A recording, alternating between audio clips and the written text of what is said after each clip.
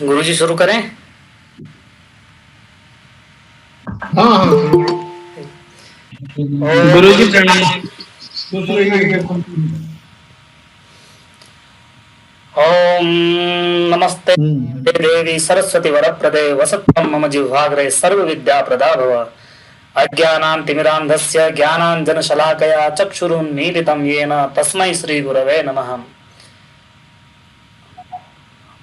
वाणी की अधिष्ठात्री देवी माँ सरस्वती को प्रणाम करता हूँ। आदरणीय पूज्य को प्रणाम करता हूँ, जिनके आशीर्वाद से हमारी वाणी में सरस्वती का संचार हुआ है और आज इस कार्यक्रम को करने में हम समर्थ हो पा रहे हैं। और इस कार्यक्रम की शोभा बढ़ाने वाले सभी दर्शकों को, ज्येष्ठों को प्रणाम करता हूँ, अनुमोदन देता हूँ, सबका अभिवादन करता हूँ, अभिनंदन करता हूँ। आज की कक्षा काव्य शास्त्रीय गुण विमर्श इस विषय करके रखी गई है। कविता के क्षेत्र में, काव्य का आस्वादन करने के क्षेत्र में हो, चाहे कविता का निर्माण करने के क्षेत्र में हो, चाहे सहृदय व्यक्ति तक अपनी बात पहुंचाने के क्षेत्र में के संबंध में विषय हो, गुणों का अत्यधिक प्राधान्य होता है। और जितने भी हमारे साथ छात्र जुड़े रहते हैं उनका भी ये कथन होता है कि गुणों पर किस तरह से विमर्श किया जाए। कविता के क्षेत्र में जो अक्षरों का चयन होता है, वाक्य का चयन होता है, उस संदर्भ में किस तरह से ध्यान दिया जाए, इस संदर्भ में आज की कक्षा संयोजित की गई है। आगे की कार्रवाई के लिए मैं हमारी कक्षा के छात्र कृष्णा कंसाल और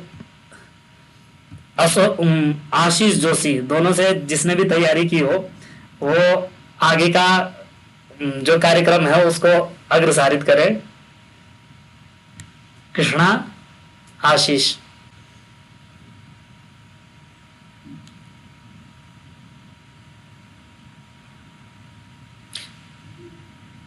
कृष्णा, आशीष कोई मेरी बात सुन रहा हो?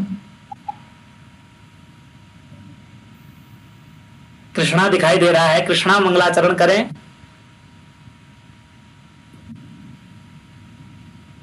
आपका माइक म्यूट है। प्रणाम। माइक अपना माइक ऑन कीजिए। जी प्रणाम गुरुजी। प्रणाम। खुश रहिए। मंगलाचरण। हाँ। गिरि जा मृणाल सुकोमला तुलिसा प्रहार निरोधी नृपते सुता कुलमानिनी शवभूमि चारण कामिनी चपलात्मिका शशि शीतल त्रिदशापदा तटवासिनी दिशताच्छिवं हरिवाहना करिराजभीतिविदारिणी दिशताच्छिवं हरिवाहना करिराजभीतिविदारिणी। प्रणाम जी।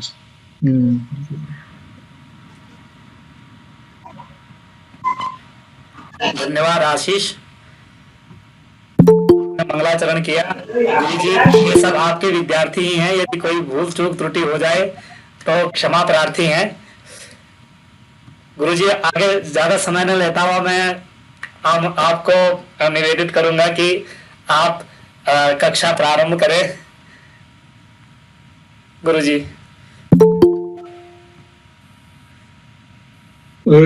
शारदे भव भारती जनाननां मधुवर्षिणी निज बल किरणेन हरतकुकां तथा जनमानसात् श्रुति संस्कृतेरिह माधुरीं भव्य भारत मंडपे स्वर सिद्ध चंद्र कलामृतैरभिचिन्तितं कुरु भूतलम् स्वर सिद्ध चंद्र कलामृतैरभिचिन्तितं कुरु भूतलम्। अस्यां कक्षायां इदानीं समुपस्थिताः सर्वे जिज्ञासवः छात्राः संस्कृतानुरागिणः अद्य या कक्षा समायोजिता वर्तते काव्यशास्त्रीय गुण विमर्शः। प्रथमं तावत् काव्यं किन्नाम इति बहुभिः आचार्यैः व्याख्यातमेव अस्ति, तद्भवद्भिः ज्ञातमेव। इदानीं गुण विषयिणी चर्चा प्रारभते। यत् को नाम गुणः। आप लोग सभी जानते हैं कि आचार्य मम्मट ने जब काव्य का लक्षण किया उसी समय उन्होंने गुण की स्थिति बता दी थी। तद दोषौ शब्दार्थौ सगुणा वर्णलंकृति पुनः क्वापि। तो गुण का आरंभ, गुण का महत्व उन्होंने अपने काव्य लक्षण में ही प्रतिपादित कर दिया था।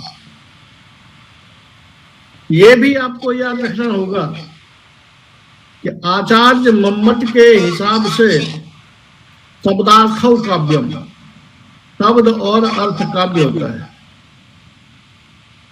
उसमें शब्द और अर्थ में जब काव्य की सत्ता को स्वीकार किया गया और हमारे आचार्य राजशेखर ने काव्य मीमांसा में जब काव्य पुरुष की कल्पना की है तो वहां स्पष्ट बताया है उन्होंने, शब्दार्थ होते शरीरम,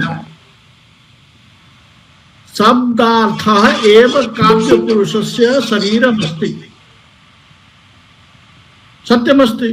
यतो हि यदि काव्य रूप पुरुषः स्यात् तर्हि तस्य शरीरम तु शब्दार्थावेव स्यात्।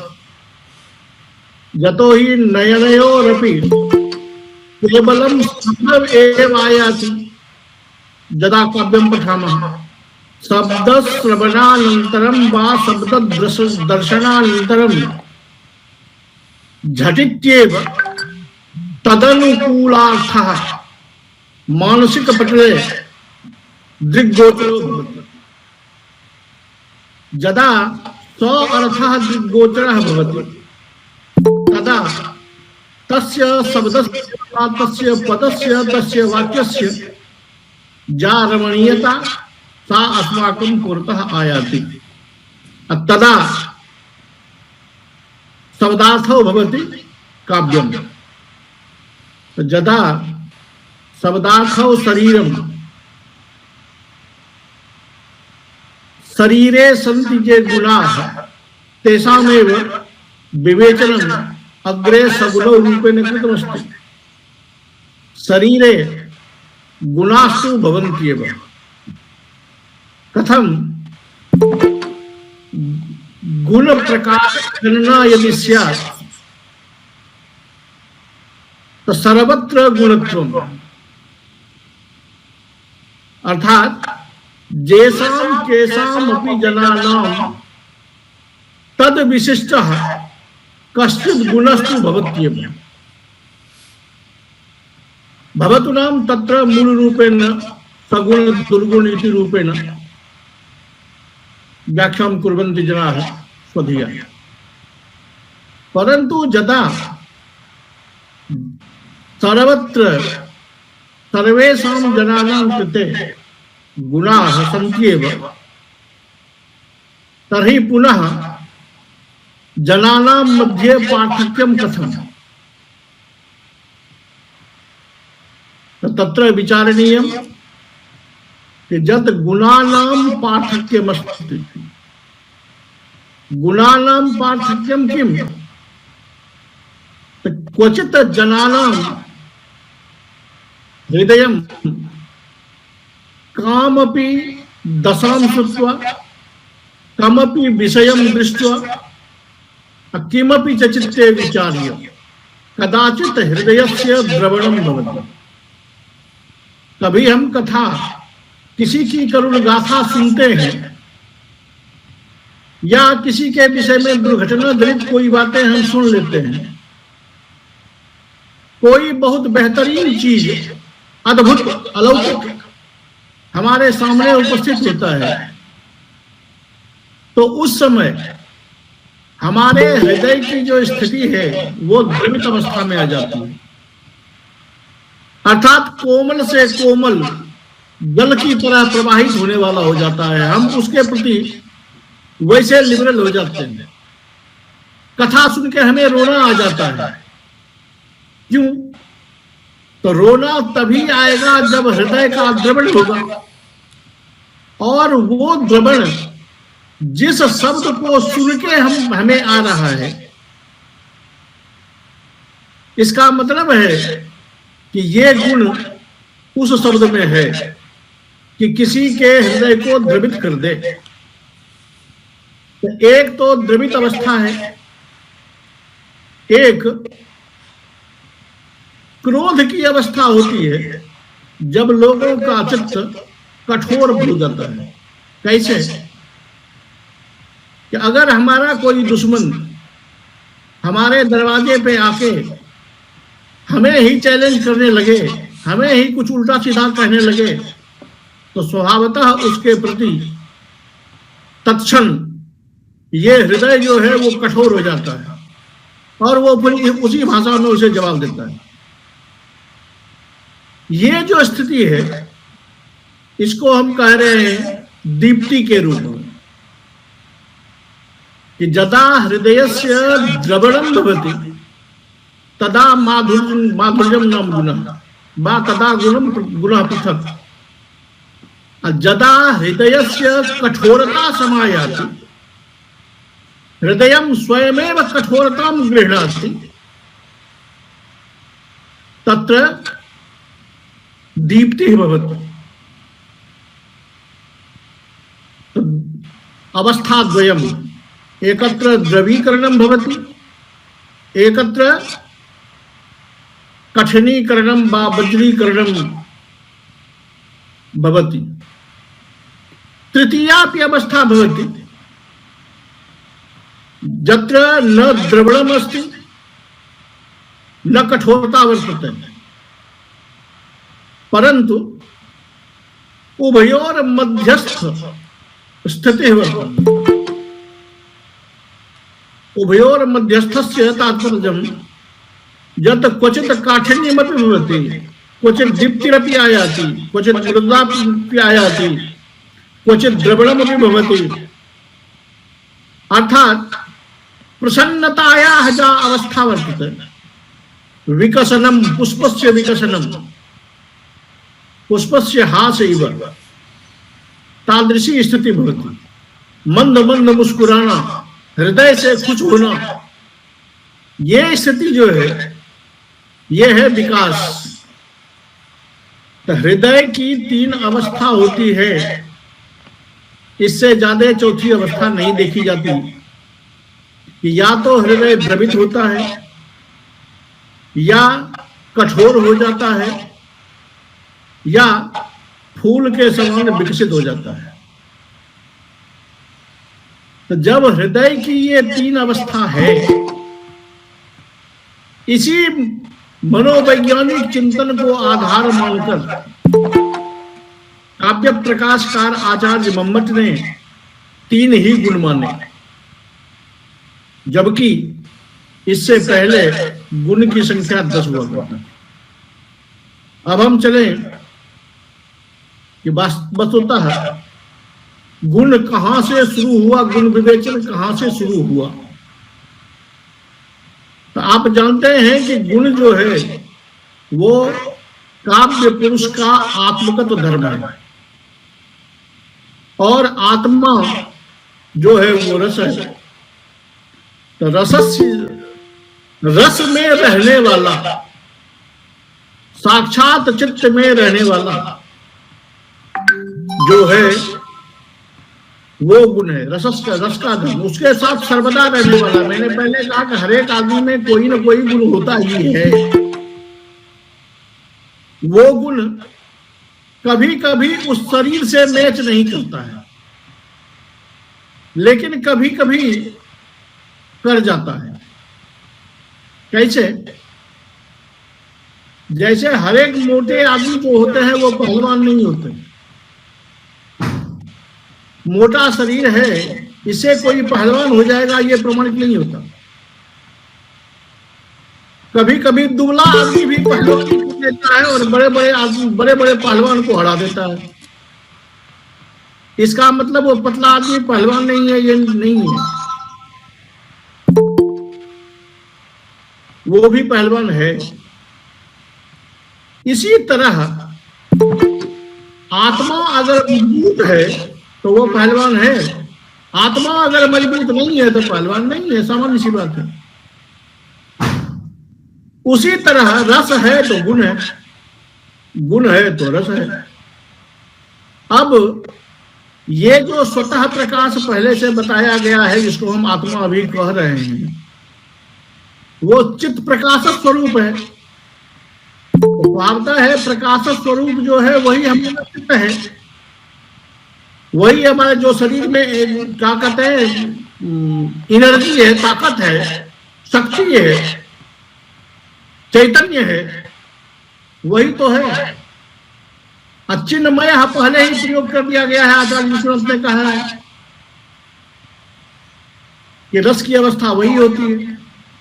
तो वो आत्मा, अब उसमें रहने वाला ये धर्म। तो अब शरीर और आत्मा, शरीर में आत्मा रहती है ये ठीक है, लेकिन शरीर पृथक और आत्मा पृथक है ये भी ठीक है। ऐसी परिस्थिति को देखते हुए जो शब्दार्थ है, शब्दार्थ रूपी जो शरीर है, उस शरीर में रस रूपी जो आत्मा है, उस आत्मा का धर्म जो है वो है गुण। जैसे चित्त की 3 अवस्था है, क्योंकि उनके गुण के हिसाब से 3 अवस्था धारण करता है। वो एक में द्रुति करता है, दूसरे में दीप्ति करता है, तीसरे में विकास करता है। इसलिए इसको 3 गुण माना, और वो 3 गुण शरीर जो है उसी को देख के किया गया। कारण आचार्य मम्मट ने शब्दार्थ रूप शरीर जो है उसका विवेचन किया है काव्य लक्षण में। तो स्वभावतः है कि शरीर का जब विवेचन किया है तो शरीर के आधार पर गुण का विवेचन कैसे किया जाएगा यही बताएंगे वो। अगर आप पहलवान की परिभाषा करेंगे तो परिभाषा तो यही करनी पड़ेगी कि जो शरीर से स्वस्थ हो, शरीर से ताजा हो, शरीर को देख के ही आप गुण बनाएंगे। तब अंत में कहेंगे कि ना भाई आत्मा में भी ताकत होनी चाहिए, केवल शरीर से नहीं होगा, आत्मा में भी ताकत होनी चाहिए। इसलिए आचार्य मम्मट ने शब्दार्थों के साथ सगुणों पद को जोड़ा है, और उस गुण की परिभाषा जब स्पष्ट किया कि गुण कहते किसे हैं इसकी परिभाषा करनी पड़े, तो काव्यगत जो गुण है उसकी परिभाषा करते हुए आचार्य मम्मट लिखते हैं, जे रसस्याम विनो धर्मा सौदादय एवात्मनः उत्कर्ष हेतवस्तेषु रचल स्थितयो गुणाः। अस्याः कारिकायाः यदि व्याख्या भवेत् तो मूल रूपेण अचल स्थितयो गुणाः। अचल स्थितयः कुत्र केन सह? ये प्रश्न यहां खड़ा होगा कि अचल स्थिति में रहने वाला जो है वो गुण है। तो अचल स्थिति में रहने वाला कहां, किसका, कहां पर वो अचल स्थिति में रहेगा? तो स्वभावतः आत्मा जो है, रसरूप आत्मा, उस रसरूप आत्मा में ही यह गुण रहेगा। इसलिए कहा, लेकिन अचल स्थिति उस आत्मा के साथ रहता है कि कभी वो हिल नहीं सकता। जब तक आत्मा है तब तक वो गुण है। आत्मा की संगति कभी वो छोड़ नहीं सकता, क्योंकि वो उसका धर्म है। ताप अग्नि का धर्म है, तो ताप को आग नहीं छोड़ सकता, या आग ताप को नहीं छोड़ सकता, क्योंकि अचल धर्म है दोनों। अचल इसलिए कहना पड़ा इनको कि अलंकार की भी काव्य में गणना होती है, इसलिए इन्होंने अचल कहा है। चल धर्म नहीं है, दिखाने के लिए अलंकार जैसे चल धर्म होता है, कभी पहन लिया कभी खोल के रख दिया, वैसी स्थिति इसकी नहीं होती। रस जहां है गुण है, गुण है तो रस है, ये अचल स्थिति है। दूसरी बात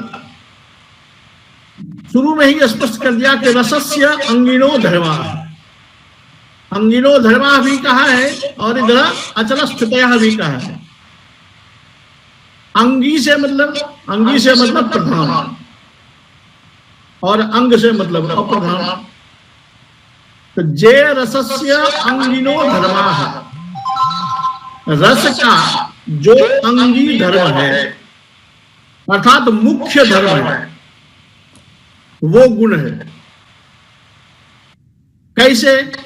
तो सौजादय इवात्मनः यथा शरीरे, मानव शरीरे यथा सौजादयः गुणाः तिष्ठन्ति, तथैव शब्दार्थ रूप शरीरे माधुर्यादयो गुणाः सन्ति। पूर्व में व्याख्यातम् यत् केवलम शरीरेण कश्चित् वीरो न भवति, आत्मनि वीरता स्यात्। आत्मा मजबूत है तभी वह वीर है, वैसी सोच है, वैसा विचार है तभी वह वीर है, अन्यथा नहीं। तो जैसे शौच, शरीर भी मजबूत होना चाहिए, ये भी चाहिए।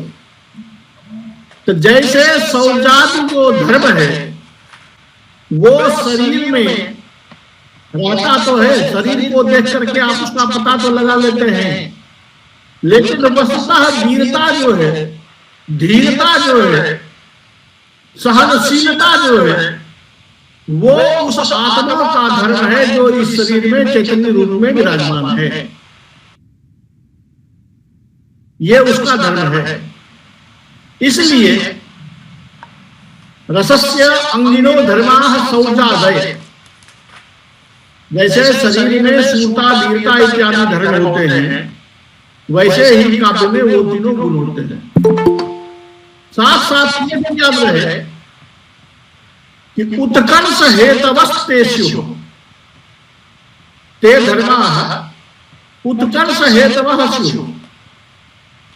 जिस रस का वहां प्रकटन हो रहा है, जिस रस के लिए वह रचना है, या उस रचना में जो रस है, उस रस के अनुकूल या उस रस की उत्कृष्टता को बढ़ाने वाला वो गुण होना चाहिए।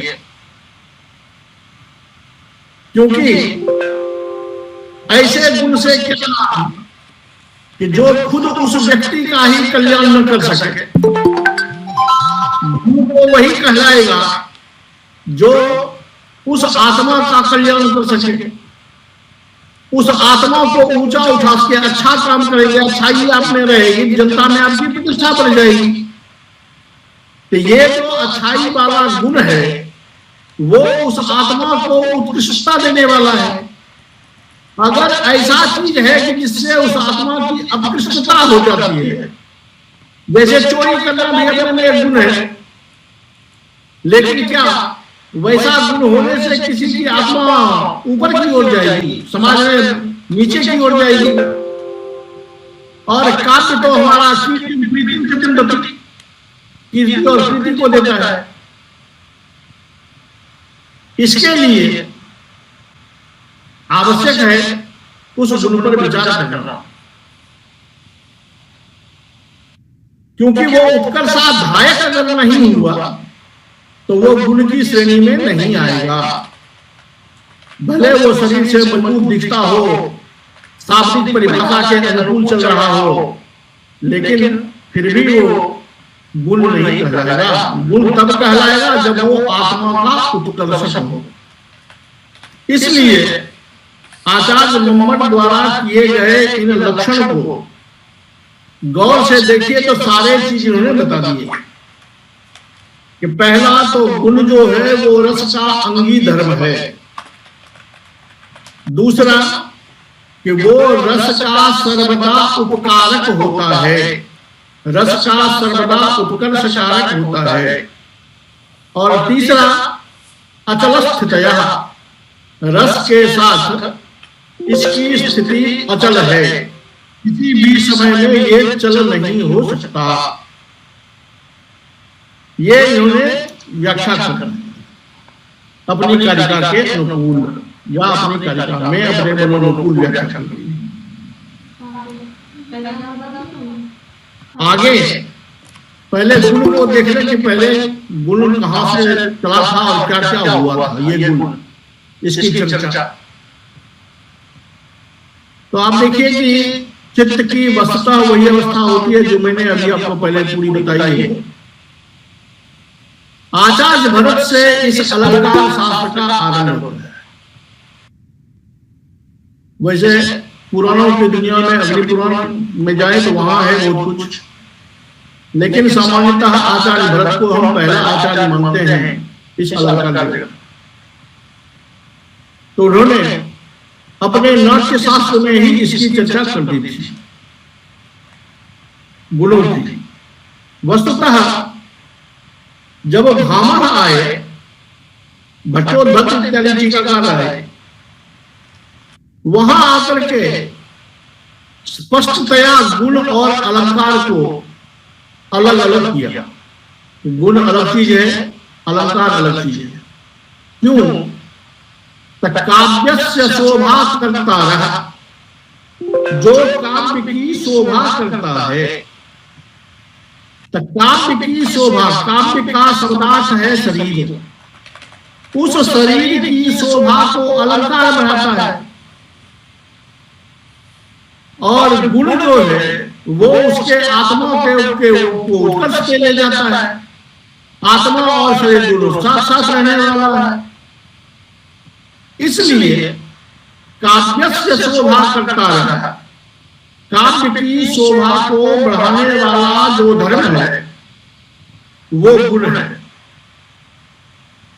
और उन्होंने अलंकार को अलग कर दिया कि तदतिशय हेतवस्तु अलंकार, कि उसका अतिशय हेतु अत्यंत उत्कृष्टता पर जो ले जाए, या उसका अत्यधिक रूप में जो उत्कृष्टता बताने वाला हो, वो अलंकार है। ये थोड़ा सा अंतर किया। उत्कर्ष कारक तो दोनों है, काव्य की शोभा को बढ़ाने वाला दोनों है, लेकिन आचार्य मम्मट ने जो परिभाषा की कि अचल स्थितयः, कि अचल स्थिति किसकी है ये देखिए। तो आभूषण जो है शरीर पर रहने वाला है, गुण जो है वो आत्मा में रहने वाला है। शरीर पर जो चीज हम पहन रहे हैं इसको हम जब चाहे बदल सकते हैं। हाथ का कंगन अभी मन हो तो पहने, अभी मन हो तो खोल के उतर के रख दो। लेकिन ये अलंकार शरीर की शोभा को तो बढ़ाता ही है। शरीर की शोभा को बढ़ाने वाला ये धर्म है। तो शरीर पर जो भी हम रखे हुए हैं ये तो हमारा अचल नहीं है, चल है। कभी हम अभी पहने हुए हैं, मन हो खोल के उतार के रख दें, फिर भी हम रहेंगे ही। आभूषण उतार दे तो आदमी नहीं रह जाएगा, ऐसी बात नहीं है। लेकिन गुण की सत्ता इससे अलग है कि गुण आत्मा में रहने वाला धर्म है। अगर वो ना रहा, जैसे हमने आभूषण उतार के रख दिए, वैसे आप चाहे इसको उतार के रख दें तो ऐसा नहीं हो सकता। इसीलिए सामान्य जनोक्ति होती है कि किसी भी व्यक्ति का स्वभाव आजन्म नहीं बदलता, उसका अपना वो स्वभाव होता है, वो बदलने वाला नहीं है, क्योंकि वो आत्मा के साथ रहने वाला आत्मा का प्रधान धर्म है। यह कहलाता है गुण कि रस का उत्कर्ष करने वाला हो, रस का अंगीधर्म हो एवं रस के साथ उसकी अचल स्थिति हो, वो कभी वहां से चलने वाला ना हो।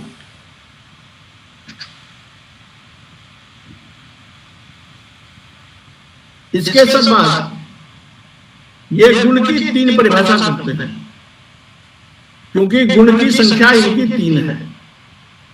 इससे पहले जो आचार्य, जैसा कि मैंने बताया कि आचार्य भावा के समय में आके दोनों अलग अलग हो गए, उससे पहले तो काव्य शोभा कालो धर्मा जो है वो सीधा सीध था। इन्होंने अतिशय शब्द दे करके अलंकार को अलग कर दिया और गुण को अलग कर दिया। गुण आत्मा में रहने वाला धर्म है, ये स्पष्ट हो गया। आत्मा की तीन ही अवस्था व्यवहार जगत में है, या तो द्रुति है, या वृत्ति है, या विकास है। लेकिन आचार्य मोहम्मद से पहले इनके गुणों की संख्या 10 हुआ करती थी। श्लेषः, प्रसाद, समता, माधुर्यम, सुकुमारता, अर्थ, व्यक्ति, उदारत्व, ओजः, कांति, समाधया, ये 10 होते थे। अगर हम परिभाषा की दृष्टि से देखें कि कस्य गुणस्य का परिभाषा, तो उसमें पहले क्या होता था कि शब्द में रहने वाले 10 गुणों की परिभाषा अलग होती थी और अर्थ में रहने वाले 10 गुणों की परिभाषा अलग होती थी।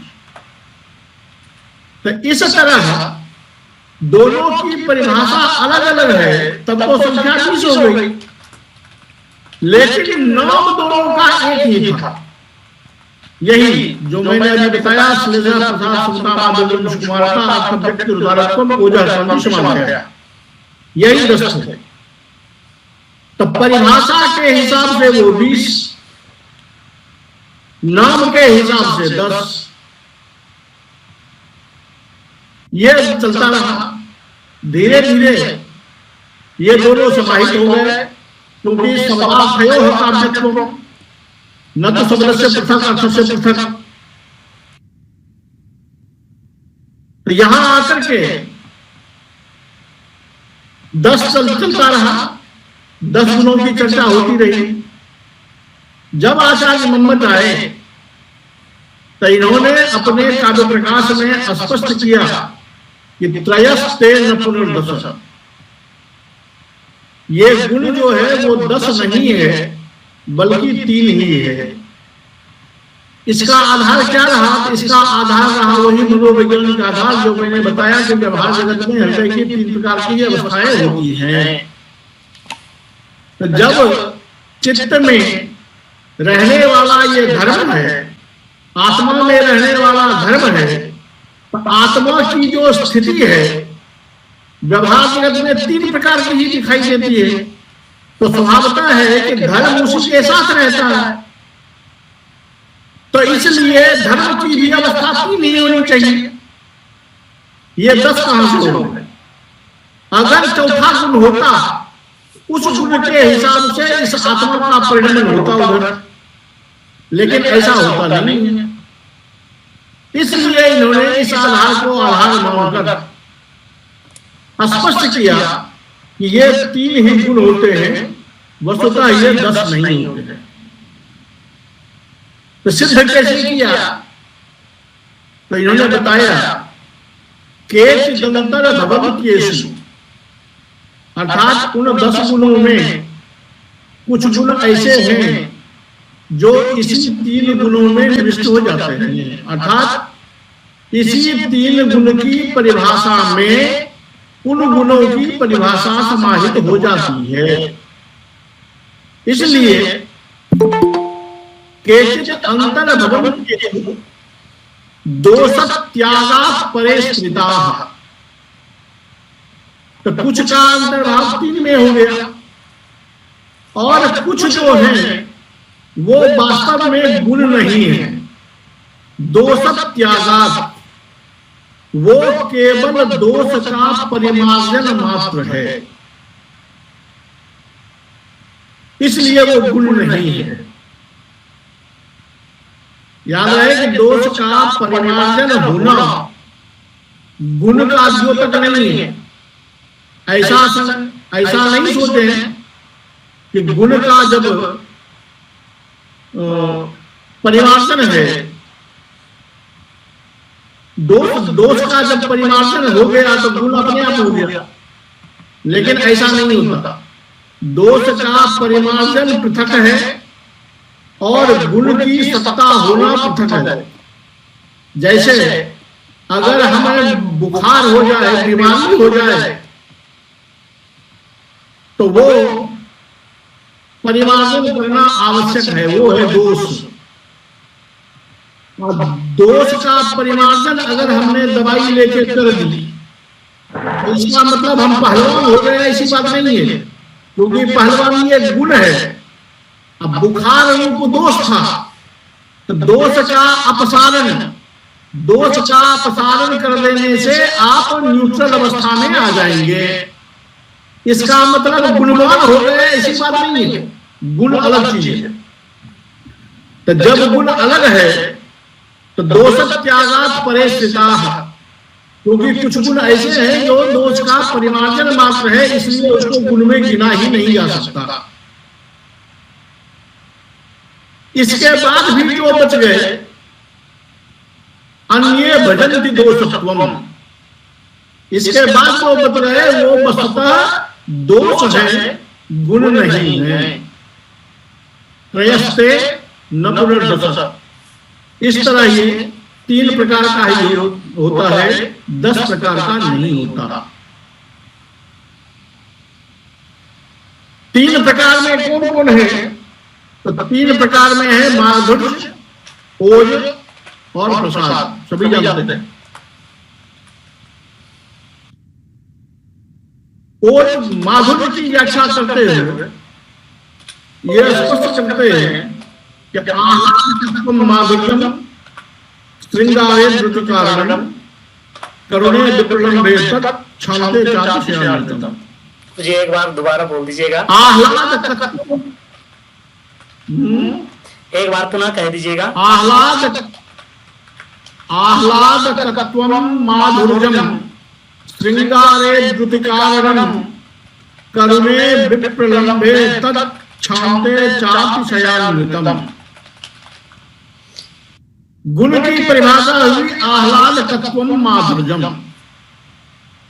आह्लादकता, ये आह्लाद जो है वो आत्मा में होती है, खुशी, और उसका विकार हमको शरीर पर भी दिखाई देता है।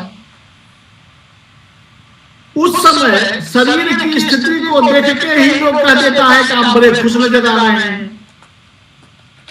अब यद्यपि खुशी जो है वो आत्मा का धर्म है, लेकिन उसके विकार से शरीर की जो स्थिति होती है, उस शरीर को देख करके हम कह देते हैं कि आप बहुत खुशी हैं। तो वो जो खुशी है, आह्लादकता है, वो आह्लादकता है माधुर्य। अब ये आह्लादकता जिस काव्य को सुनकर व जिस काव्य को देखकर सहृदयों को ये आह्लादकता मिलती है, सहृदयों को आह्लाद मिलता है, वहां पर माधुर्य गुण है। अब आपके मन में एक शंका यहां बढ़ जाएगी कि जिसको सुन के होता है, लेकिन आचार्य मोहम्मद ने तो हरेक गुणों के लिए वर्ण निर्धारित कर दिए हैं कि इसका ये वर्ण उत्तेजक होता है, इसका ये वर्ण विनाशक होता है, ये उन्होंने निमित्त कर दिए। तो फिर आह्लादकता रूप जो धर्म है, उस आह्लादकता को के साथ इस शरीर का संबंध कैसे बनाया? शरीर को देख करके उन्होंने गुण बनाया या आत्मा को देखकर? क्योंकि गुण जो विवेचन किया है वो उत्कर्ष हेतु पहले कह दिया है। तो अभी जो मैंने आपको बताया, आत्मा में जब आह्लाद होता है, आत्मा जब आह्लादित होती है, उस समय शरीर की भी ऐसी अवस्था होती है जिसको देखकर हम दूर से ही कह देते हैं कि ये आदमी बड़ा प्रसन्न लग रहा है। यानी शरीर के द्वारा आत्मावलोकन हम कर लेते हैं।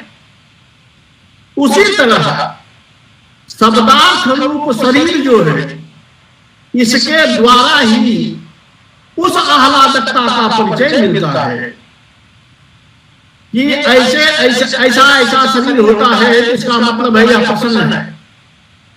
उसी तरह इन्होंने किया कि इन वर्णों का प्रयोग होता है तो माधुर्य की अवस्था होती है, बुद्धि की अवस्था होती है। ये आह्लादकता, जो आह्लादकता क्या करती है, जो द्रुति कारण, वो हृदय को द्रुति अवस्था में पहुंचा देता है, अत्यंत पिघलने की अवस्था में पहुंचा देता है। आदमी किसी रोते हुए की गाथा सुनता है तो स्वयं उसी के अनुकूल होकर के स्वयं रोने लगता है। चित्तस्य द्रुति कारण और श्रृंगारे द्रुति कारण। श्रृंगारे कि ये जो गुण है माधुर्य, आह्लादकता, ये श्रृंगार में, करुण में, विप्रलंभ में और शांत में क्रमशः बढ़ता जाता है। अर्थात श्रृंगार रस जहां है वहां माधुर्य गुण है, या माधुर्य गुण अगर होता है तो श्रृंगार रस की मधुरता बढ़ जाती है। ऐसा ही होना चाहिए। श्रृंगार से अधिक, क्योंकि चित्त का द्रवीकरण होना है, तो श्रृंगार में शरीर की चित्त की जो अवस्था है अत्यंत कोमल हो जाती है, प्रेम भावना होती है। इसलिए कहा श्रृंगारे द्रुति कारण। और श्रृंगार के बाद करुण की ऐसी अवस्था आती है जहां आदमी रोने लगता है, तो और ज्यादा पिघल गया।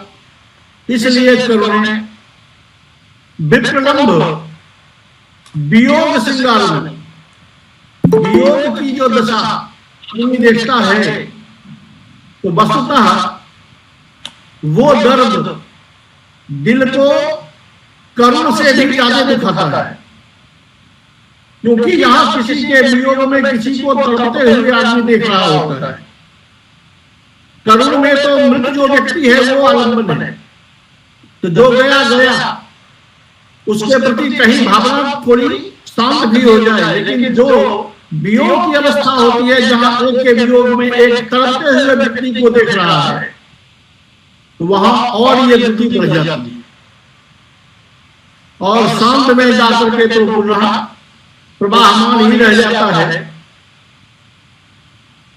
क्योंकि वहां कोई भावना ज्यादा होती ही नहीं है, संसार से विरक्त आदमी होता है, संसार के विषय वस्तु को वह पूर्ण रूप से तत्व ज्ञान उसका हो गया होता है, इसलिए परम शांत हो जाता है।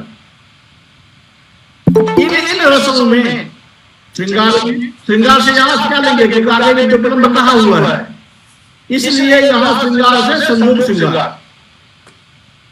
करुण, विप्लम्ब और शांत, इसमें क्रमशः होता है। अब यहाँ पर एक शंका आती है जो पंडित राज जगन्नाथ ने अपने श्रृंगार में उठाया कि अगर श्रृंगार से अधिक करुण में होता है तब तो द्रुति हो गया श्रृंगार में, उससे अधिक करुण में तो वहां द्रुततर हो जाएगा, और उससे ज्यादा शांत में तो वहां द्रुततम हो जाएगा। तो द्रुति, द्रुतितर, द्रुतितम करके तीन अवस्थाएं हो जाएगी। तो गुण भी माधुर्य, माधुर्यतर, माधुर्यतम होना चाहिए। इस प्रकार तीन हो जाएंगे, और तीन तिया 9 हो जाएंगे। लेकिन ऐसा उचित नहीं है। क्यों? तो आचार्य मोहम्मद कहते हैं आह्लादकत्वम माधुर्यम श्रृंगारे द्रुति कारणम। द्रुति जो है वो तीन अवस्था है, लेकिन द्रुति का जो कारण है वो तो तीन नहीं है, उसका काम है द्रुति करवाना। अब द्रुति प्रवाह देना, प्रवाह देना उसका काम है। प्रवाह तेज है या आगे चल के ज्यादा हो जाता है या उससे आगे चल के और ज्यादा हो जाता है, इससे कोई मतलब नहीं है। प्रवाह करना, द्रुति करना, द्रुति का कारणभूत, द्रुति का कारणभूत जो तत्व है वो है माधुर्य। इसलिए माधुर्य की अवस्था अपनी एक ही रहेगी। दूसरे में जो मैंने कहा था कि कठोर की स्थिति होती है, उस कठोर की स्थिति कब आती है? तो जब आप गुस्से में होते हैं, किसी पर गुस्सा आ रहा होता है, किसी से लड़ने की इच्छा होती है, कहीं ऐसी परिस्थिति आ गई कि हमें झगड़े में कूदना पड़ा, वैसी अवस्था में चित्त में कठोरता आती है। दीप्त्यात्म विस्तृतेर हेतु ओजो वीर रसस्थिति। दीप्त्यात्म विस्तृति हेतु ओजः। दीप्ति है अर्थात, दीप्ति का मतलब क्या? आत्म विस्तृति है। दीप्त्यात्म विस्तृतिर हेतु, उस आत्मा की विस्तृतता का, दीप्ति से युक्त होने का, दीप्तता का जो कारण है वो कारण ओज कहलाता है।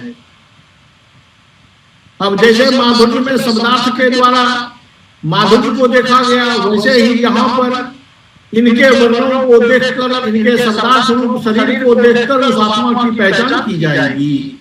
इसलिए इसमें भी वर्णों की अलग अलग व्यवस्थापना जो है वो दिया हुआ है। ये ओज जो है वो वीर रस में रहता है। वो जो वीर रस स्थिति है, वीर रस में, और बीभत्स रौद्र रसेवा, उससे ज्यादा बीभत्स में और उससे ज्यादा रौद्र में, इस तीन रसों में इसकी स्थिति होती है, ज्यादा होती है। और प्रसाद जो है, जैसा कि पहले ही सीख चुके हैं कि दोनों की मिली व्यवस्था होती है, विकास स्वरूप हृदय का होता है। उसके लिए आचार्य मोहम्मद एक कारिका कहते हैं, शुष्केन धनाग्निवत् क्षिप्रम, याई स्वर, शुष्केन धनाग्निवत् स्वच्छ जलवत् सहसैव वजह व्याप्नोत्यन्यत् प्रसादोऽसौ सर्वत्र विहितः स्थितिः। ये माधुर्य गुण में तो आपको वर्णों का योग दिखाया गया है कि ऐसे ऐसे वर्णों का प्रयोग होना चाहिए। ओज रस में तो कठोर वर्ण होने चाहिए, लेकिन प्रसाद के लिए कोई आवश्यक नहीं। प्रसाद सब में चल सकता है। शुष्केन धनाग्निवत्, जैसे सूखी लकड़ी में आग अगर लगा दें तो वो जितनी तेजी में तुरंत पूरे में फैल जाती है, उतने में कच्चे लकड़ी में नहीं फैलेगा। ये सामान्य बात है। तो जैसे शुष्केन धन में अग्नि का प्रसार होता है, उसी तरह जहां पर सभी गुणों में जिसका प्रसार हो जाता है, शुष्केन धनाग्निवत् अत्यंत तेजी से हो जाता है।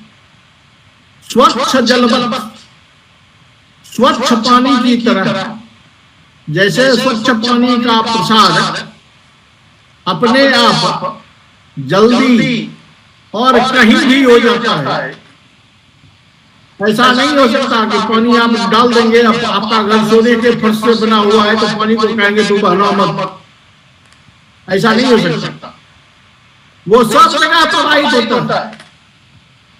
तो प्रसाद गुण वो गुण है जिसकी स्थिति किसी विशेष रस में नहीं, बल्कि सभी रस में होता है। ये है प्रसाद। इन तीनों गुणों की स्थिति में, क्योंकि ये तीनों गुण आपको शब्द देखकर, वर्ण देखकर आप उसको समझ सकते हैं कि ये कौन गुण है और कैसे इसका निरूपण होता है। जैसा कि मैंने पहले आपको बताया कि आत्मा अगर प्रसाद में होगी या विकास में होगी, दीप्ति में होगी या गति में होगी, तो उसके शरीर पर आए हुए विकार को देखकर आप उसके आत्मा की स्थिति को पहचान सकते हैं। उसी तरह काव्य में अगर ऐसे वर्णों का प्रयोग हो तो आप पहचान सकते हैं कि इसमें कौन सा गुण है। उसके लिए इन्होंने माधुर्य में कहा है मूर्धनि वर्गान जगास प्रसाद आठ वर्गा रगो लघु अवृत्त मध्य उत्तरवा माधुर्य घटना तथा, कि पदों का जोड़ जो है वो वाक्य बनता है, तभी आपका वाक्यार्थ बनता है। वो वाक्य या तो अवृत्ति हो या अल्पवृत्ति हो।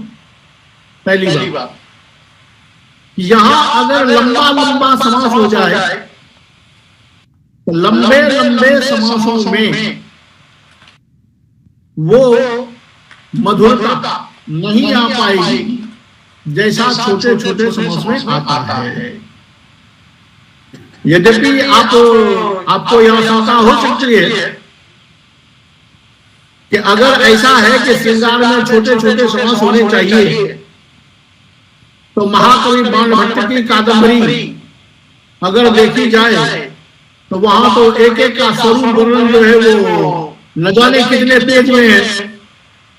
उनकी दीर्घ समासावली जो है वो किसे पता नहीं है, तो फिर वहां माधुर्य कैसे होगा। अब वहां अगर लंबे पद को देख के हम ओज मान लें तो ओज को वहां श्रृंगार रस का कौन सा उपकार होगा, ये समस्या आएगी, क्योंकि माधुर्य का लक्षण है अवृत्ति अल्पवृत्ति। लेकिन ये प्रश्न आप रखे रहे, इस प्रश्न का जवाब आगे मिल जाएगा तीनों गुण के बाद। यहाँ गुरुजी वृत्ति का अर्थ समास लेना है। हाँ जी, कारण मैं कारण बता रहा हूं जी, कि अगर वृत्ति पद से हम रीति और वृत्ति का लें तो वस्तुतः सास्वती कैचकी आरभटी ये नृत्य में या नाट्य शास्त्र में वृत्ति के नाम से ही जाना जाता है। वहां वो वृत्ति के नाम से जाना जाता है, और यहाँ पद संघटना रीति के नाम से जाना जाता है। तो पदों का संघटना वही समास में भी होता है, समास में पद की संघटना ही है। तो वो संघटना, वो समास, जैसा समास होगा वृत्तियां वैसी ही होती है, रीतियां वैसी ही होती है, क्योंकि जैसा आप जैसी आपकी संघटना रहेगी उसी के हिसाब से आप वैदर्भी गौड़ी पांचाली रीति तय करोगे। नाटक में जैसा दृश्य रहेगा उसी के हिसाब से आप भारतीय सतुति आरंभी के इसकी वृत्ति को निर्धारित करोगे। तो समास से ले लें या उस वृत्ति से ले लें, बात बराबर है। अवृत्ति अल्पवृत्तिर्वा, तो समान क्या समास में देखें, अवृत्ति जिसमें न हो से मतलब यह हुआ कि छोटे छोटे हो, कम हो, यदि हो तो अल्पवृत्ति, छोटे छोटे समास हो। ऐसे वाक्य जहां है उसको हम माधुर्य गुण के अंतर्गत रखते हैं। अब इन पदों में भले छोटा समास हो या समास बहुत कम हो, फिर वर्ण कैसे होने चाहिए, क्योंकि वर्ण में तो अल्पप्राण अलग है, महाप्राण अलग है। तो कहते हैं मूर्धनि वर्गां जगाह स्पर्शाः ओट वर्गा, और टवर्गा से सीधा समझ लीजिए कि टवर्ग का प्रयोग न हो, टवर्ग का प्रयोग कम से कम हो। मूर्धन्य नो का प्रयोग टवर्ग में ही आ गया। र और नो का संयोग न हो, र संयुक्त में कम हो, रो का नो के साथ संयोग न हो।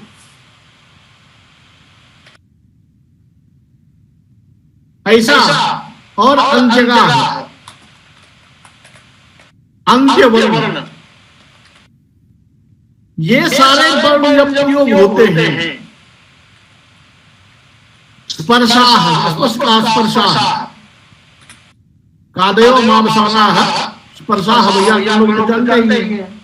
स्पर्श वर्ण जो है ये माधुर्य गुण के द्योतक हैं, यानी ऐसे पदों का प्रयोग जिसमें टवर्ग का प्रयोग न हो, रकार के संयोग का प्रयोग या रकार का दीर्घ रूप में प्रयोग लगभग न हो या कम हो।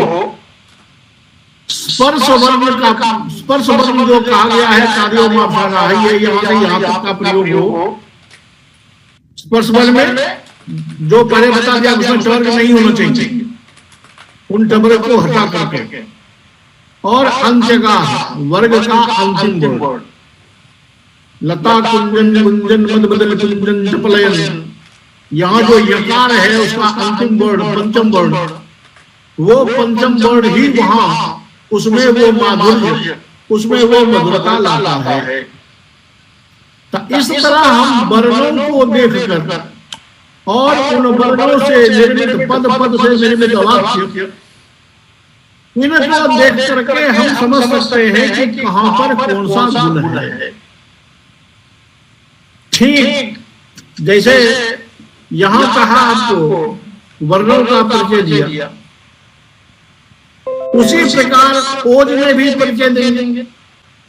तो अब देखिए कि ये कोमल है, यहां द्रुति है, और ओज में कठोर है। ओज में जब कठोर है तो इधर कोमल उधर कठोर, सीधा उल्टा।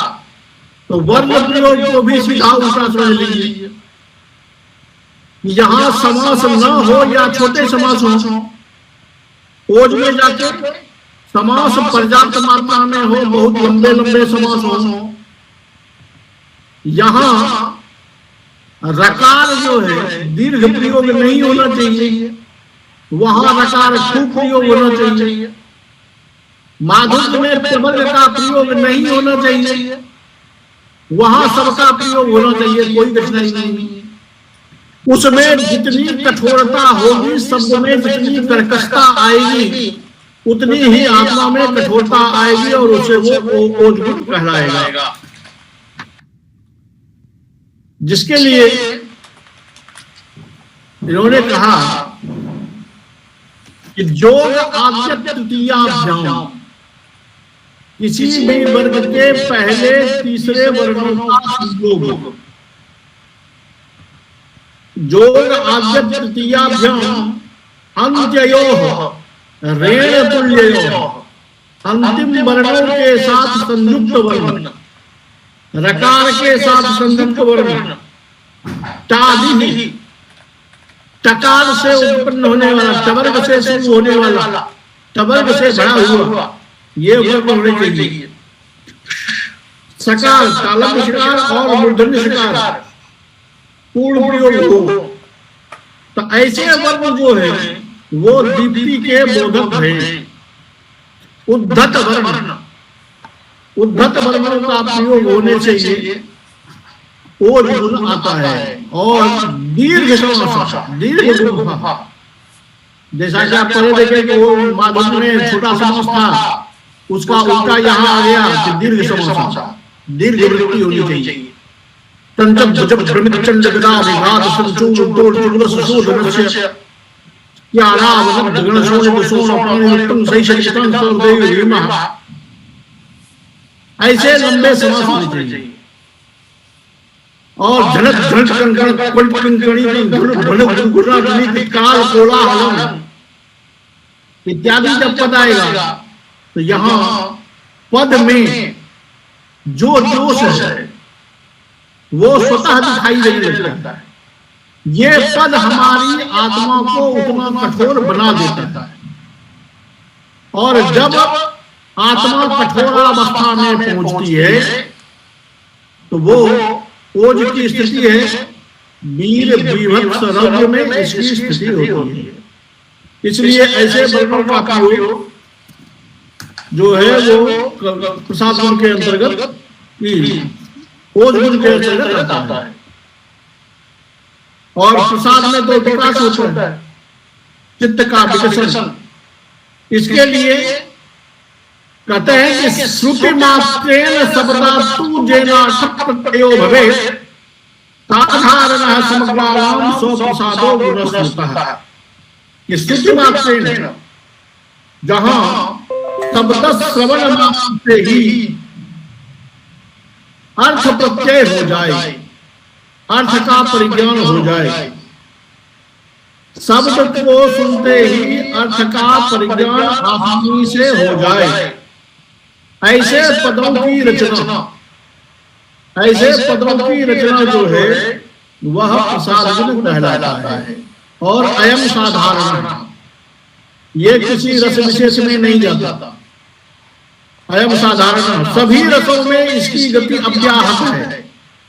यानी प्रसाद में 10 रसों का वर्णन हो सकता है, होता है। यह है प्रसाद। जहां ऐसे शब्द आपको मिले कि शब्द श्रवण के साथ ही अर्थात बोध होता चला जाए, संपूर्ण शरीर को भिगोता हुआ आत्मा को भिगोता चले, वो कहलाता है प्रसाद। इसमें कोई भी वर्ग प्रयोग होता है और कोई भी शब्द, कोई भी वर्ग, कोई भी पद आप जैसा चाहें वैसा प्रयोग कर सकते हैं। अगर आप कभी चाहता है, कभी देखता है कि ऐसे शब्दों के प्रयोग से सहृदयों के हृदय में विकास होगा, सहृदयों का मन प्रफुल्लित होगा, तो वो कहीं छोटा समास में प्रयोग कर देता है, कहीं थोड़ा सा बड़ा भी कर देता है, कहीं नहीं भी करता है, उस हिसाब से वो चलता है। अब जो वो प्रश्न आया था कि वर्ण को देखकर जब पद रचना किया गया और कहा गया कि अवृत्ति रंग वृत्तिर्वा, तो फिर कादम्बरी ने जाकर के तो श्रृंगार में भी लंबे समास है, वहां कैसे होगा? क्योंकि यहाँ तो अल्पवृत्ति अवृत्तिर्वा कह दिया है। तो उसके लिए एक विचार आता है कि जो पद रचना वाली बात है कि लंबे पद, छोटे पद, इसकी जब हम विचार करते हैं तो यहां देखिए क्या होता है कि पद रचना जो हमारा होता है वो काव्य के हिसाब, यानी जैसा काव्य वैसी पद रचना, वैसी पद रचना करनी पड़ती है। क्यों? तो पद रचना के इसीलिए पद, अभी तो बताया गया कि लंबे समास या छोटे समास होने चाहिए माधुर्य के लिए, ये है पद रचना। तो प्रश्न ये उठता है कि पद रचना को देखकर आप गुण का निर्धारण करते हैं या गुण को देखकर पद रचना निर्धारण के लिए कहते हैं। इसी को ध्वन्यालोककार बहुत सुस्पष्ट ढंग से व्याख्या करते हैं। उनके यहाँ एक प्रश्न ही उठता है कि संघटना श्रिता गुना व गुना श्रिता संघटना, ये पद रचना जो है ये गुण के आश्रय में है या गुण जो है वो पद रचना के आश्रय में है। पद रचना को देखकर हम गुण को तय करेंगे या गुण को देखकर हम पद रचना तय करेंगे। तो ध्वन्यालोककार ने बहुत प्रकार के वहां शास्त्रार्थ उठाए हैं। वहां यही प्रश्न आया है कि अगर पद रचना को देख करके हम गुण का निर्धारण करें तो श्रृंगार अवृत्ति में होना चाहिए, अल्पवृत्ति में होना चाहिए, लेकिन कादंबरी में जाके वो दीर्घ समासावली में हो जाता है। तो फिर वहां श्रृंगार कैसे हो पाएगा, माधुर्य कैसे हो पाएगा? या नाटक में रौद्र रस में भी, वीर रस में भी छोटे समास का प्रयोग हो जाता है। कहते हैं कैसे? देखिए, अगर उतना कादंबरी जितना लंबा समास दृश्य काव्य में लगाया जाए तो चूंकि पात्र को उस शब्द के अनुकूल अभिनय भी करना है, इसलिए वो संभव नहीं हो पाएगा। इसलिए पद को छोटा बनाया जाता है और वो छोटा पद भी वीर रस, रौद्र रस की अभिव्यक्ति में अत्यंत उत्कर्षदायक होता है।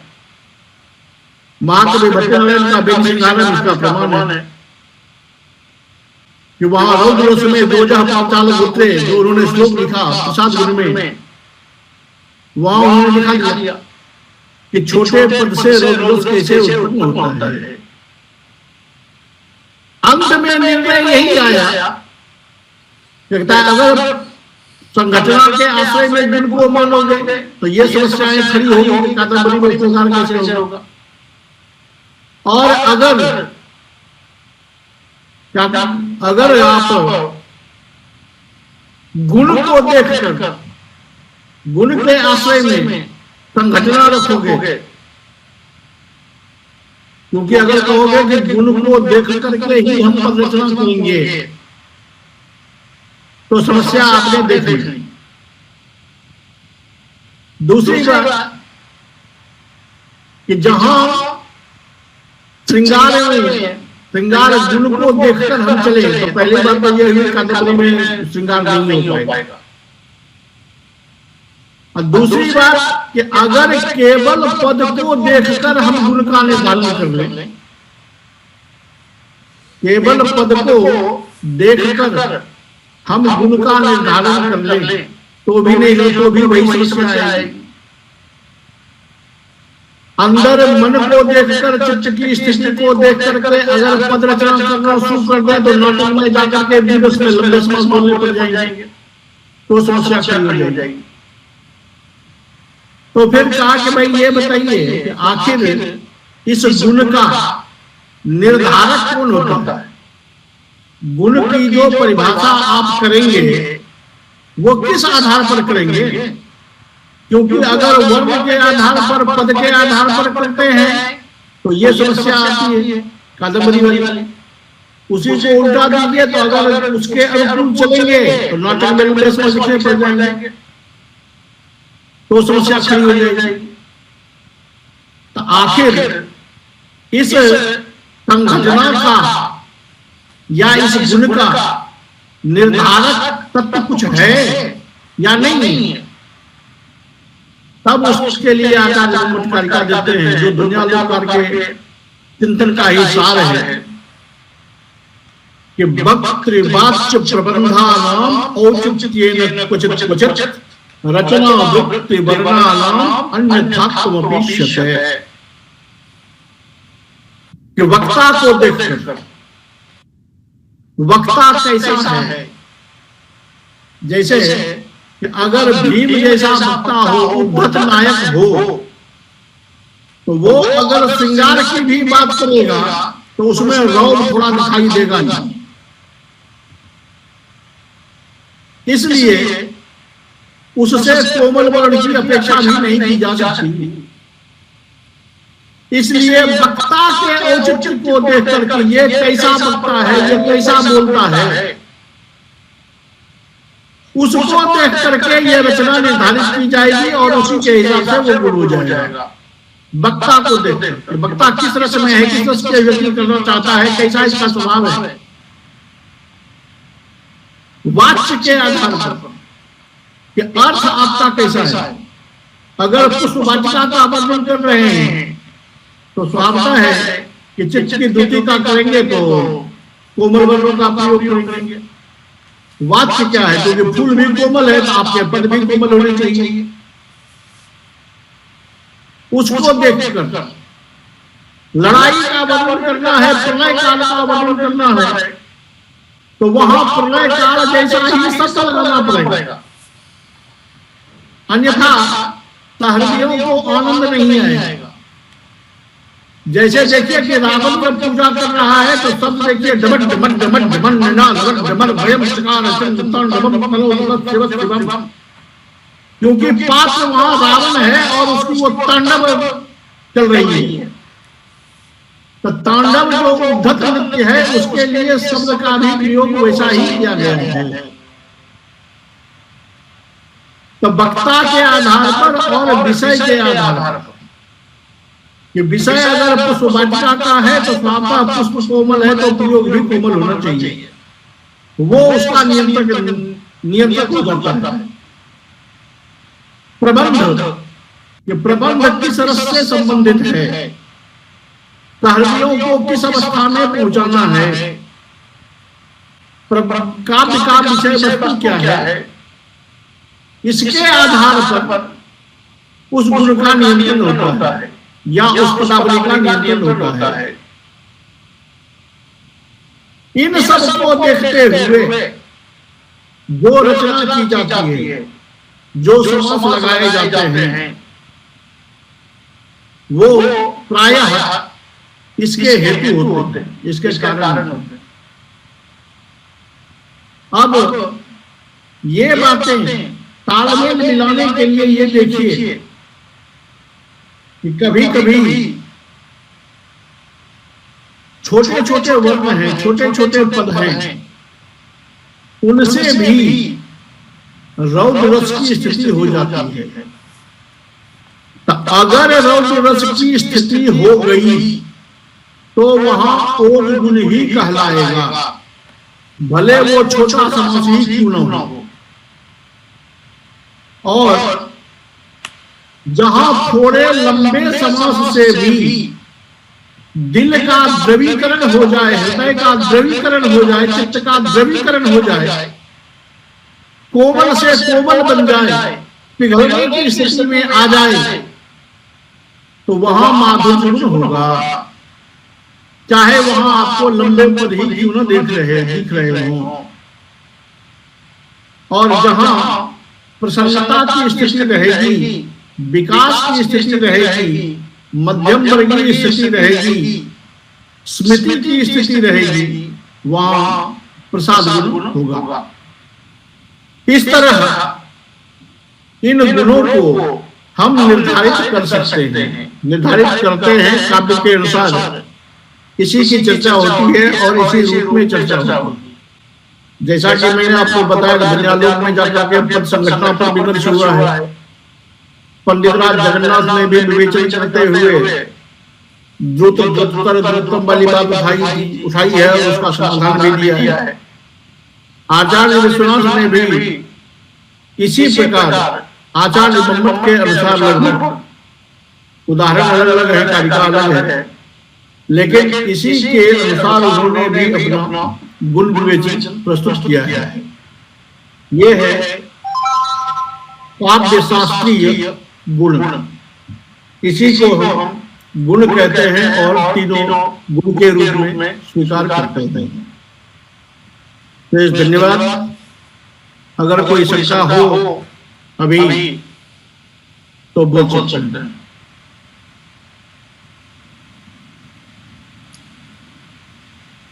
गुरुजी, एक चीज पूछना चाहता हूँ कि गुणों का उद्देश्य भी रस को प्रतिपादित करने के लिए है। यदि रस की ही अभिव्यक्ति न हो रही हो तो गुणों का प्रयोग या गुणों के प्रति ध्यान देना तो व्यर्थ ही है।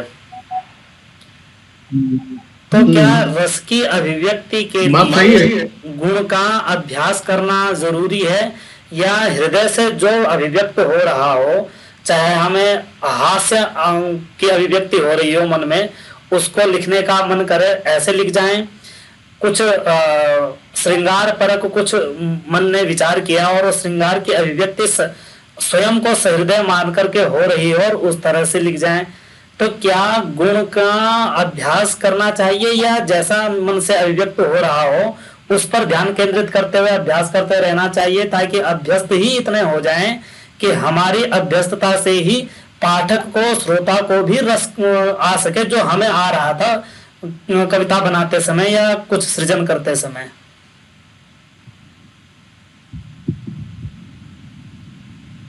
देखो भाई, ये प्रश्न तो बड़ा कमाल का है।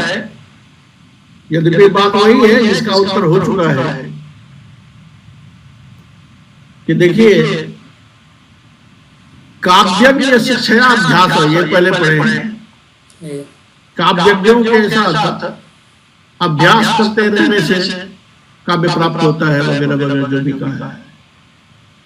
यहां अगर आप ये मान के चलेंगे कि ऐसे शब्दों का प्रयोग करने से चित्त में आह्लादकता होती है, तो आप वर्णों का अभ्यास करेंगे।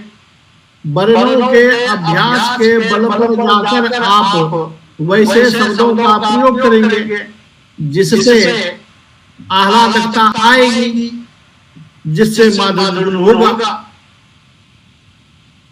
एक स्थिति हुई।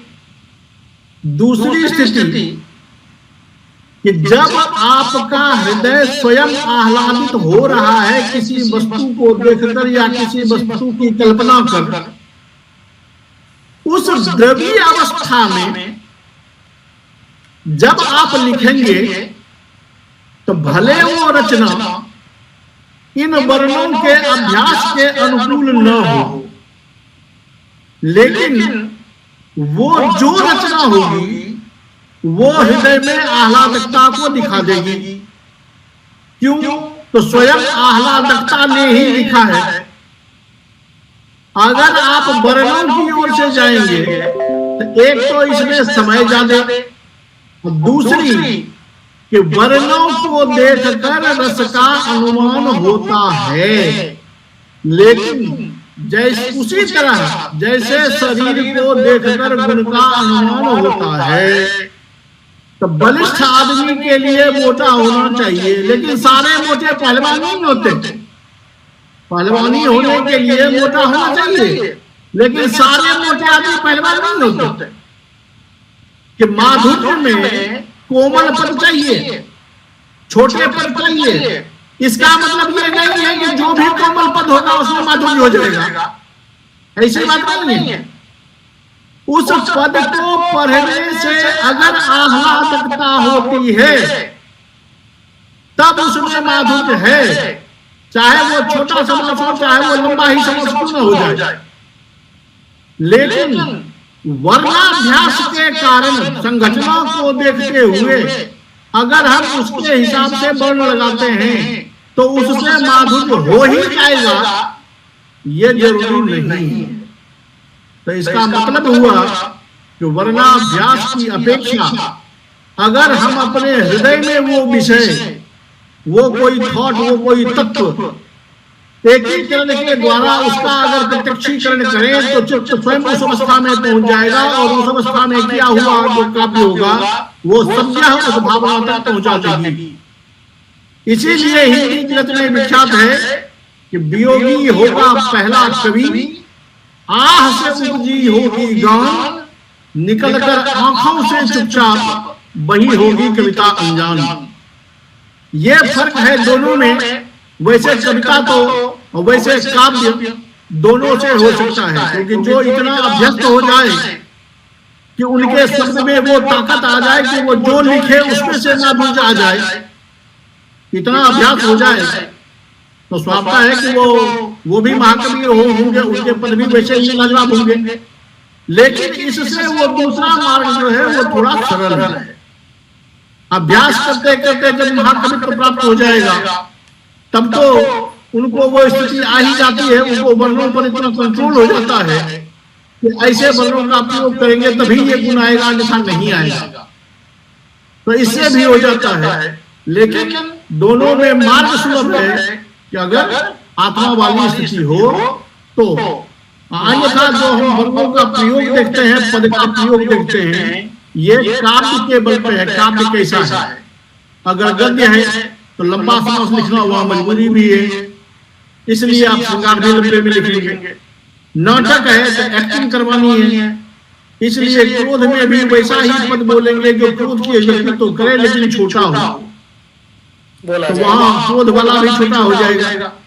हाँ, इसलिए या वक्ता अगर भीम है, मैंने पहले कहा वक्ता अगर भीम है तो वो श्रृंगार की भी बात करेगा तो थोड़ा टाइट आवाज ही रहेगा।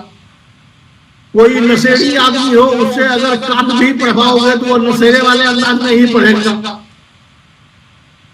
तो वक्ता के आधार पर और विषय के आधार पर कि विषय अगर आपका फुलवारी का वर्णन है तो स्वाभाविक है फुलवारी के वर्णन में आप पत्थर तो नहीं बताओगे, शब्द भी कठोर प्रयोग नहीं करोगे।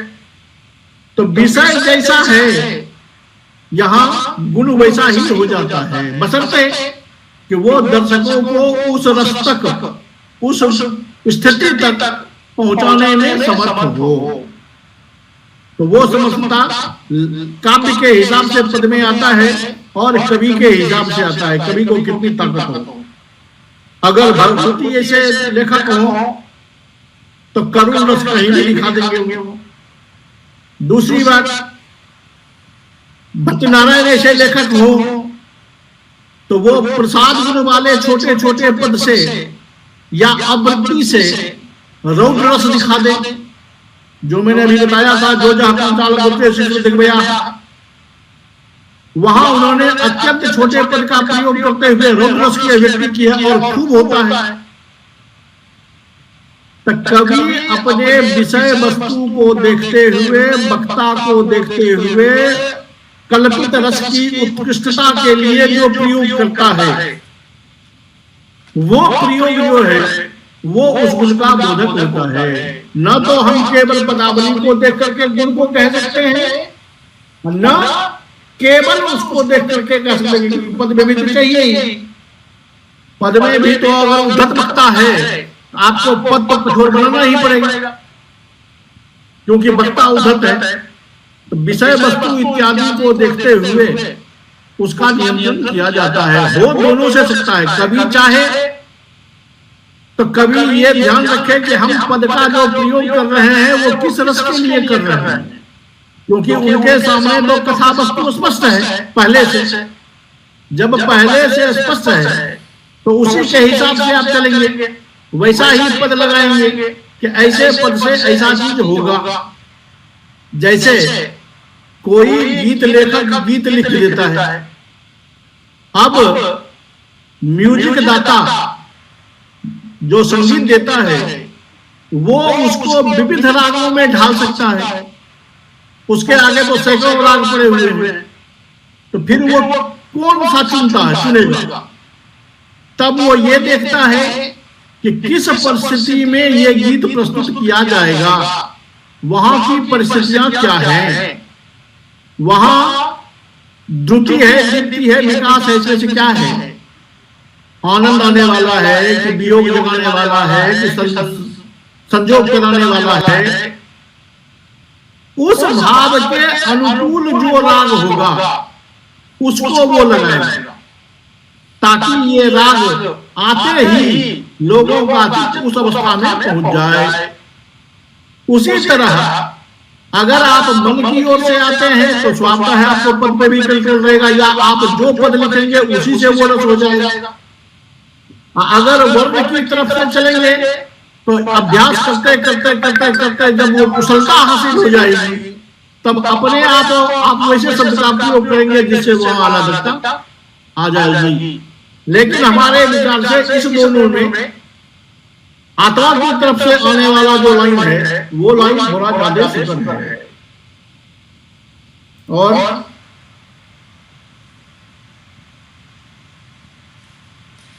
कोई दर्शकों में से कोई कुछ पूछना चाहता है? मैं गुरुजी। कौन? आशीष? नहीं गुरुजी। और कोई? सतीश, वेद मित्र, शिवांगी जी, कृष्णा? नहीं। ठीक है, तो आओ समापन के लिए अभ्यास करो, बोलो।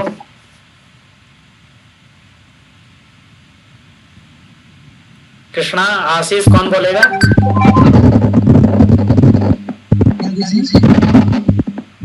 कौन बोलना चाहेगा तुम में से अपने अभ्यास के लिए?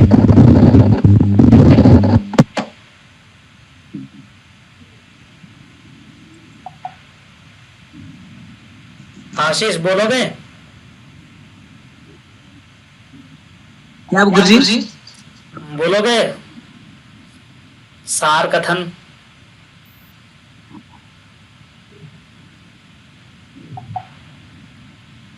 मैं बोलता हूँ जी। ठीक है।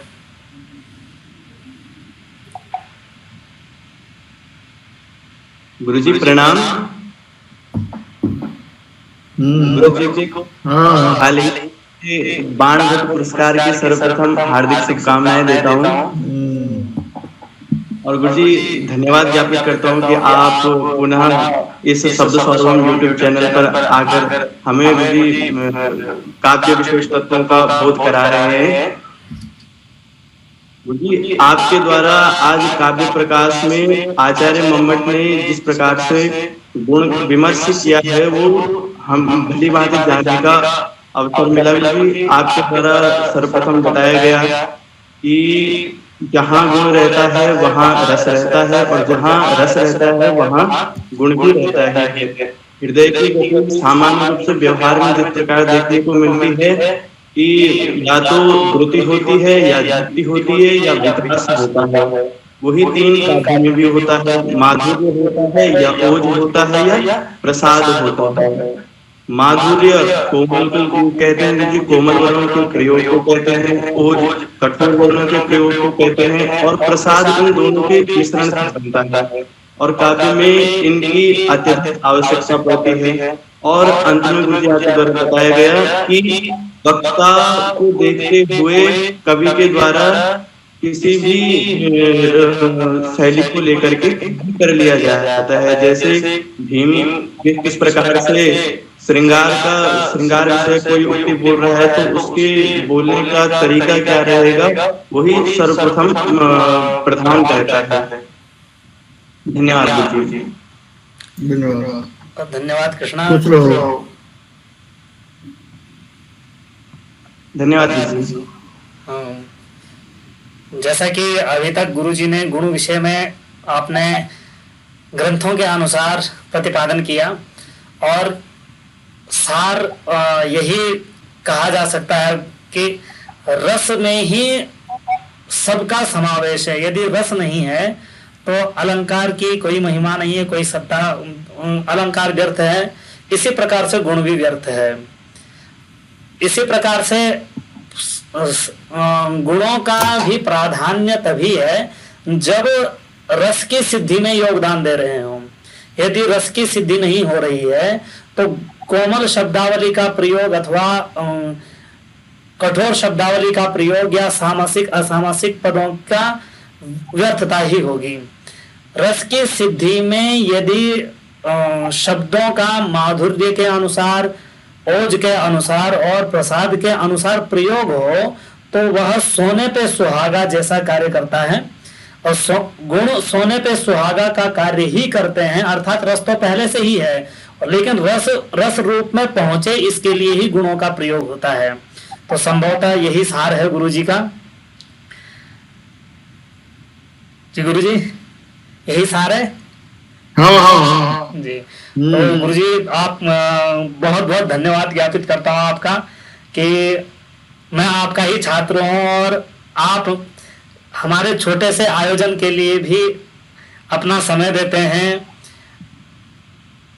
संस्कृत को बढ़ाने के लिए, संस्कृत की ख्याति, संस्कृत जो भी विद्यमान है वो लोगों तक पहुंचाने के लिए कक्षा के माध्यम से, ऑनलाइन माध्यम से आपका यत्र तत्र सहयोग रहता है। और हम जैसे अकिंचन अपने विद्यार्थियों के लिए भी आप हमेशा सहयोग करते रहते हैं। जैसे कि यह प्रोग्राम कल के लिए निर्धारित था, किंतु आपकी भी व्यस्तता और हमारी भी व्यस्तता, विद्यालय में परीक्षा का कार्य है, रिजल्ट निर्माण है, स्वयं हम भी कुछ चीजों में लगे रहते हैं। तथापि इन विद्यार्थियों के सहयोग से और आपके सहयोग से इस प्रकार के कार्यक्रम सफल हो जाते हैं और किसी तरह से सुसज्जित भी हो जाते हैं। यद्यपि यहाँ तकनीकी बहुत खामियां रहती हैं, पिछली कक्षा में भी तकनीकी खामी हो गई थी, आज भी कल से और आज तक लगातार यह चिंतन था कि किस तरह से होगा, किस तरह से होगा, कहीं नेटवर्क तो गड़बड़ नहीं हो जाएगा, कहीं जो सॉफ्टवेयर है वो हैंग तो नहीं कर जाएगा। और आज हुआ भी है ऐसा, लाइव प्रसारण करना था लेकिन लाइव प्रसारण नहीं हो पा रहा था। कई बार शायद सॉफ्टवेयर प्रॉब्लम कर जाता है, लेकिन फिर भी आज ये सारी रिकॉर्डिंग अच्छे से हुई है और हमारे विद्यार्थियों का भी लगातार सहयोग रहता है।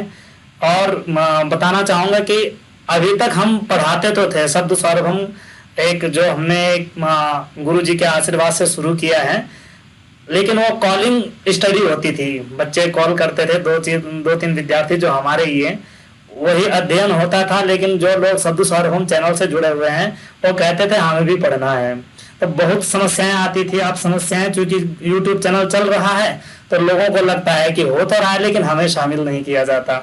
उन्हें यह पता नहीं रहता कि किस तरह से हो रहा है। यहाँ बहुत सारी समस्याएं रहती हैं, फिर भी किसी तरह से जुगाड़, जो भारतीय एक है जुगाड़ तंत्र, उससे ही हम भी करते हैं। लेकिन आज एक नया चैनल खोला है संस्कृत शास्त्र सुधा करके, तो आशा है कि विद्यार्थियों के सहयोग से आगामी जो भी कक्षाएं होंगी वो कक्षाएं लाइव करने का प्रयास रहेगा और जो कुछ भी अच्छा बनेगा उसको व्यवस्थित तरीके से, जैसा अभी भी शब्द सौरभम पर लाते हैं, शब्द सौरभम पर लाया जाएगा। और बड़ी इच्छा थी कि गुरुजी के द्वारा ही उसका शुभारंभ हो, तो आज गुरुजी के आशीर्वाद से उसका शुभारंभ हुआ है। गुरुजी का आशीर्वाद पग पग पर मुझे मिलता रहे और जितनी भी गुरुजी हमसे कोई त्रुटि हो, कहीं वाणी में स्खलन हो, तो अपना बालक समझ करके हमें माफ करेंगे, ऐसी मैं आशा करता हूँ। और इस कक्षा में उपस्थित सभी विद्यार्थियों का, नरेश पोखरियाल जी का धन्यवाद करता हूँ, मनस्विनी जी का, कृष्णा कंसवाल जी का, सतीश पनेरू जी का, वेद मित्र जी का, शिवांगी जी का, नवीन कांडपाल जी, शुभम नौटियाल जी और भी कई हमारे मित्र, हमारे सहयोगी इस कक्षा में उपस्थित थे। उन सभी का मैं हार्दिक धन्यवाद ज्ञापन करता हूं और कक्षा में उपस्थित आशीष जी से निवेदन करता हूं कि शांति मंत्र का पाठ करते हुए कक्षा का समापन करें। आशीष जी। जी गुरु जी। ओम पूर्णमदः पूर्णमिदं पूर्णात् पूर्णमुदच्यते पूर्णस्य पूर्णमादाय पूर्णमेवावशिष्यते। ओम शांति शांति शांति। प्रणाम गुरु जी। खुश रहिए। प्रणाम गुरु जी। सभी को शुभाशीष। धन्यवाद गुरु जी। खुश रहिए। प्रणाम। नित्य विद्याभ्यास में लगे रहिए और गुरु जी भविष्य में यशस्वी बने, तेजस्वी बने। धन्यवाद जी। धन्यवाद गुरु जी। शुभ रात्रि। शुभ रात्रि।